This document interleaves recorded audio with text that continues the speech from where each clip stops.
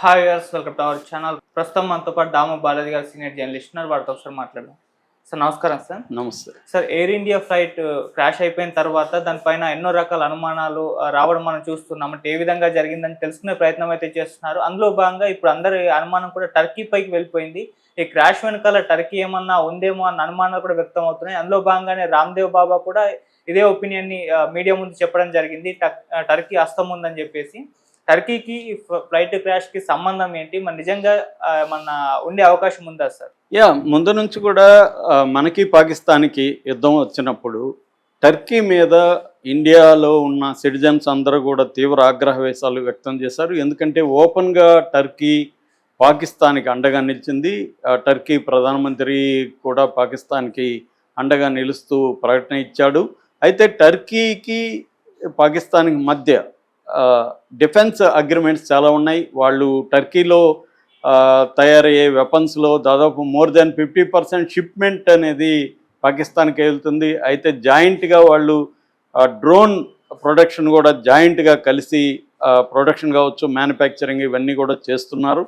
అయితే మనకి ఆపరేషన్ సింధూర్ తర్వాత పాకిస్తాన్ ఇండియా మీద దాదాపు 400 నుంచి 600 వరకు డ్రోన్స్ని మన దేశం మీద ప్రయోగించింది. మన దేశంలో ఉండే మిలిటరీ ఇన్స్టాలేషన్స్ మీద, ఎయిర్ బేసెస్ మీద, ఈవెన్ సివిలియన్స్ మీద కూడా డ్రోన్స్ని వాడింది. ఈ డ్రోన్స్లో ప్రధానంగా బేరక్తర్ TB2 అనే ఒక రకమైన డ్రోన్ ఎక్కువగా ఉపయోగించారు.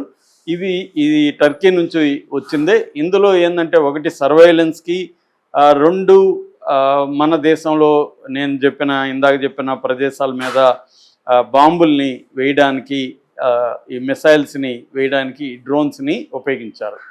సో వీటిని దాదాపు అన్ని డ్రోన్స్ను కూడా మనం గాల్లోనే కూలగొట్టేయగలిగాము. దానివల్ల మనకి డ్యామేజ్ ఎక్కువ జరగలేదు. కానీ ఇదేంటంటే లో కాస్ట్ వార్ఫేర్ అంటారు, డ్రోన్ వార్ఫేరు. మొన్ననే మన ఉక్రెయిన్లో కూడా 119 డ్రోన్స్ని సైలెంట్గా వాళ్ళు 18 నెలల ఆపరేషన్ చేసి రష్యన్ భూభాగంలో నుంచే ఎయిర్ బేసెస్ దగ్గర నుంచే ఎయిర్ బేసెస్ని దెబ్బకొట్టగలిగారు వాళ్ళు. సో అలాగా ఈ డ్రోన్ టెక్నాలజీలో టర్కీ చాలా ముందంజలో ఉంటుంది. అందుకని పాకిస్తాన్కి టర్కీ ఓపెన్గా ఉంది కాబట్టి టర్కీకి వ్యతిరేకంగా పెద్ద ఎత్తున ఇండియాలో ఉద్యమం అనేది లేసింది. టర్కీకి సంబంధించిన వస్తువుల్ని ఇండియాలో వాడడం, టర్కీ నుంచి యాపిల్స్ కావచ్చు, మిగతా వస్తువుల్ని వాడడం అనేది మేము బ్యాన్ చేస్తున్నాం అని చెప్పారు. అట్లాగే టర్కీకి మన ఎక్స్పోర్ట్ను కూడా ఆపేయాలని డిమాండ్స్ వచ్చాయి. సో అట్లాగే టర్కీకి మన వాళ్ళు వెళ్తున్న ప్రయాణికులు ఎవ్రీ ఇయర్ వేలల్లో లక్షల్లో ఉన్నారు. దాన్నంతా కూడా క్యాన్సిల్ చేసుకున్నారు. సో ఈ నేపథ్యంలో గవర్నమెంట్ కూడా రంగంలోకి దిగి టర్కీకి సంబంధించిన కొన్ని కంపెనీల మీద కూడా నిషేధం అనేది విధించింది. అయితే ఇప్పుడు ఏంటంటే ఒక వార్త, మొన్న కూలిన బోయింగ్ 787-8 అనే డ్రీమ్ లైనర్ విమానానికి సంబంధించి టర్కీ హస్తం ఉంది, టర్కీనే ఏదో చేసింది. ఎందుకంటే ఈ విమానం 2014లో టాటా వాళ్ళ చేతిలోకి, ఎయిర్ ఇండియా వాళ్ళ చేతిలోకి వచ్చింది. సో దాదాపు 11 ఏళ్ళుగా ఎటువంటి ప్రమాదానికి చోటు లేకుండా పోయింది. ఇప్పుడు పాకిస్తాన్తో యుద్ధం తర్వాత ఎందుకు జరిగింది ఈ స్థాయి ప్రమాదం? ఈ స్థాయి ప్రమాదం అనేది అసలు ఈ మధ్యకాలంలో ఎప్పుడు జరగలేదు ఇండియాలో. ఎందుకు జరిగిందంటే ఖచ్చితంగా దీని వెనక కుట్రకోణం ఉంది, ఏదో ఒక కుట్రకోణం అయితే ఉంది. ఇంత దారుణమైన ఫెయిల్యూర్ అయితే జరగదు అనేది అందరూ అంటున్నారు. ఇప్పుడు రామ్దేవ్ బాబా ఓపెన్గా టర్కీ దీని వెనక ఉందంటున్నాడు. దీనికి రీజన్ ఏంటి? అసలు చెప్పడానికి ఏదో ఒక రీజన్ అయితే ఉండాలి కదా. ఈ రీజన్ ఏంటనేది చూసినప్పుడు ఈ బోయింగ్ 787-8 అనే రకం విమానం ఏదైతే ఉందో దీని మెయింటెనెన్స్ అంతా కూడా టర్కీనే చూస్తుంది. కాబట్టి టర్కీ ఏదో దాంట్లో ఫాల్ట్ ఉండేట్టుగా రాంగ్ కాన్ఫిగరేషన్, అదేంటంటే రెక్కల్లో ఫ్లాప్స్ అంటారు, ఈ ఫ్లాప్స్ కాన్ఫిగరేషన్ కానీ తప్పుగా ఉంటే పవర్ అనేది ఇంజన్లకు అందదు. 2 ఇంజన్లు ఉంటాయి, 2 ఇంజన్లకు పవర్ అందనప్పుడు థ్రస్ట్ అనేది ఉండదు. సో ఆ రకంగా చిన్న కాన్ఫిగరేషన్. ఎందుకంటే అహ్మదాబాద్ సర్దార్ వల్లభాయ్ పటేల్ ఇంటర్నేషనల్ ఎయిర్పోర్టు లో ఉండే రన్వే అనేది ఒకే రన్వే ఉంటుంది, 3500 కిలోమీటర్ల రన్వే.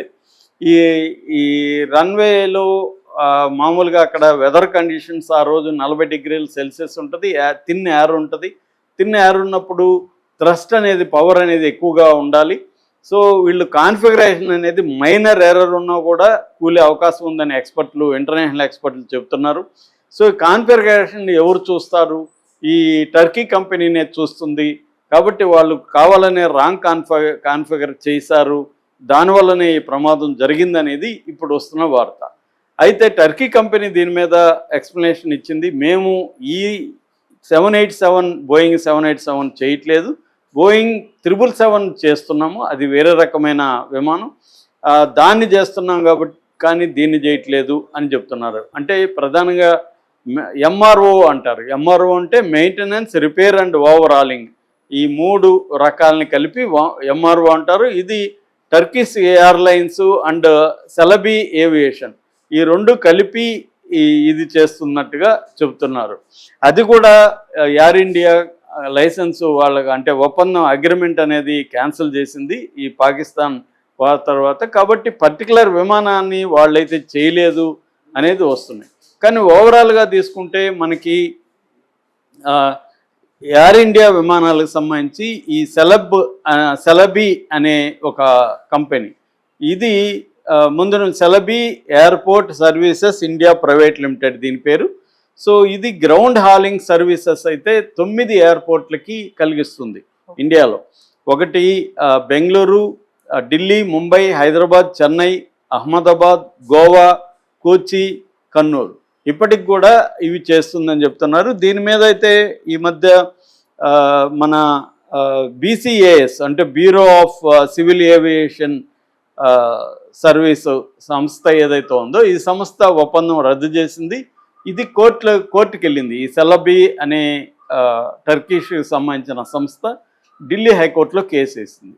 కాబట్టి ఇప్పుడు వీళ్ళు సర్వీసు అందిస్తున్నారా లేదా అనేది ఇంకా కన్ఫర్మ్ అయితే కాలేదు. మామూలుగా వీళ్ళు ఎలాంటి సర్వీస్ దాదాపు ఇండియాలో 58,000 ఫ్లైట్స్ పర్ ఇయర్కి వీళ్ళు ఈ గ్రౌండింగ్ సర్వీస్ అంటే గ్రౌండ్ సర్వీసెస్ చేస్తారు. ఇవి ఏమేమి చేస్తారంటే ప్యాసింజర్ హ్యాండ్లింగ్, ప్యాసింజర్ సెక్యూరిటీ కావచ్చు, ప్యాసింజర్ హ్యాండ్లింగ్ అంతా వీళ్ళే చేస్తారు. అలాగే బ్యాగేజ్ హ్యాండ్లింగ్ కూడా వీళ్ళే చేస్తారు. అట్లాగే కార్గో హ్యాండ్లింగ్, అంటే 5,40,000 టన్నులు పర్ ఇయర్ కార్గో హ్యాండ్లింగ్ కూడా వీళ్ళే చేస్తారన్నమాట. అంటే aircrafting service facility, cleaning, load maintenance capabilities ఇవన్నీ కూడా టర్కిష్ కంపెనీ సంబంధించి చూస్తుందన్నమాట. దీన్ని క్యాన్సిల్ చేసి ఎయిర్ ఇండియా శాట్స్ అనే సంస్థకు, తర్వాత బర్డ్ ఫ్లైట్ సర్వీసెస్ అనే సంస్థకు అప్పగించాం ఈ మధ్యనే ఒక 1 month బ్యాకే అనేది ఇండియన్ ప్రభుత్వం చెప్తుంది. కాబట్టి ఇండియన్ ప్రభుత్వం ఆరోపించట్లేదు, కానీ మన రామ్దేవ్ బాబా లాంటి వాళ్ళు ఆరోపిస్తున్నారు. అంటే గ్రౌండ్ హ్యాండ్లింగ్ సర్వీసెస్ 9 ఎయిర్పోర్ట్లలో ఇంక్లూడింగ్ అహ్మదాబాద్ ఎయిర్పోర్ట్లో దీనికి ఇవ్వడం, ఎందుకంటే దీని ఎంప్లాయీస్ 10,000 మందికి పైన ఉన్నారు. సో వీళ్ళు ఇప్పుడు ఆల్రెడీ వాళ్ళకి ఈ 9 ఎయిర్పోర్ట్లలో ఇప్పుడు తాత్కాలికంగా సేవలను ఆపినా కూడా వాళ్ళ మనుషులైతే అక్కడ ఉంటారు కదా, వాళ్ళ ద్వారా చేయించుండొచ్చు కదా. ఇది కాన్ఫిగరేషన్లో చిన్న మిస్మేనేజ్మెంట్ చేస్తే చాలు, నీకు ఫ్లైట్ అనేది ఇదవుతుంది. ఈ మధ్యనే నేను ఒక సినిమా చూశాను, అందులో ఇదే జరుగుతుంది. అంటే ఒకే ట్రాక్లో 2 ఫ్లైట్లు వచ్చే విధంగా వాడు కాన్ఫిగరేషన్ సెట్టింగ్స్ చేస్తాడనమాట. సో దాన్ని చివరి నిమిషంలో ఎలా ఆపారనేది ఆ సినిమా అనమాట. ఎందుకంటే 2 ఫ్లైట్లను ఢీకొట్టి చేయడానికి. అట్లాగే 0 డే అనే ఒక వెబ్ సిరీస్ కూడా వచ్చింది, మన రాబర్ట్ డీరెన్ దాంట్లో కూడా ఇంతే. దాంట్లో కూడా ఏంటంటే మొత్తం ఈ ఎలక్ట్రికల్గా ఉన్న జిపిఎస్ సిస్టమ్స్ని వాళ్ళు హ్యాక్ చేసి దాన్ని కానీ మ్యానిపులేట్ చేస్తే అనేక ఫ్లైట్స్, తర్వాత ట్రైన్స్ ఇవన్నీ కూడా యాక్సిడెంట్కి గురయ్యే అవకాశం ఉంది. సో టెక్నాలజికల్గా ఇవాళ ఈ కాన్ఫిగరేషన్ సెట్టింగ్స్ని మార్చడం అనేది పెద్ద విషయం అయితే కాదు ఇవాళ ఉన్న టెక్నాలజికల్ వార్ఫేర్లో. టర్కీకి ఆ కైండ్ ఆఫ్ టెక్నాలజీ బ్యాక్గ్రౌండ్ కూడా ఉంది. అందువని పాకిస్తాన్ ఇలా చేసి ఉండదా అంటే చెప్పలేము, చేసి ఉండొచ్చు. ఎందుకంటే పాకిస్తాన్, ఇండియాకి పాకిస్తాన్ మధ్య ఉద్రిక్త వాతావరణం అలాగే ఉంది. మీరు నీళ్ళు ఆపితే మేము మీ ఊపిరి ఆపుతామని వాళ్ళు పదే హెచ్చరిస్తూ అన్నారు.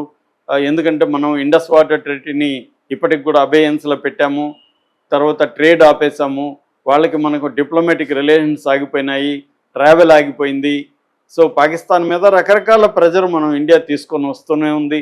సో ఈ నేపథ్యంలో ఇండియాని ఇబ్బంది పెట్టే అవకాశం చాలా ఉంది. ఎందుకంటే పాకిస్తాన్లో బిఎల్ఏ కానీ అంటే బలూచ్ లిబరేషన్ ఆర్మీ కానీ టీటీపీ అంటే తెహ్రిక్ ఈ తాలిబాన్ పాకిస్తాన్ అనే సంస్థ